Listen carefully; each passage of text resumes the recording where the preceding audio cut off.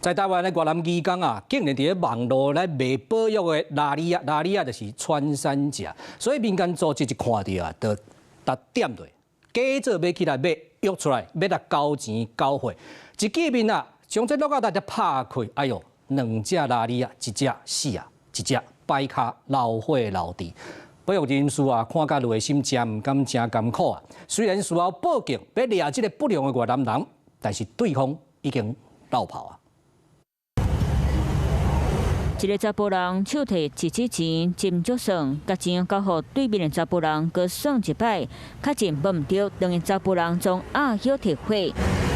摕涂骹2大袋的塑胶鹿仔交易买卖，不过内底底的竟然是2只保育类的拉里，一只已经死亡叫冷冻，另外一只较受重伤个见骨。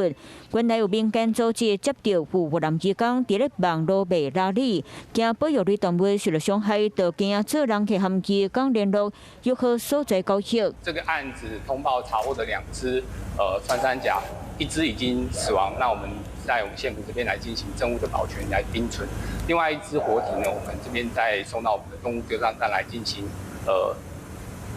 治疗跟暂养。残忍行为，互真侪动物人士真生气。台湾拉里是珍贵的罕见生物，主要分布伫咧海拔1000公尺以下浅山，会当休住伫咧多样化所在。因为用头前较乌空，袂当抬嘛袂当干掠。若是违规的扣罚6个月到5年有期徒刑，含20万到100万的罚金。那后续在得知的时候呢，我们去指认这位越南人的时候，他已经潜逃出国了。好像目前都还在审理当中。伤害拉里已经违法，竟然搁放伫咧网络顶卖。相关案情由主管机关加强源头管理和跨单位合作，防止搁有保育类的动物受到伤害。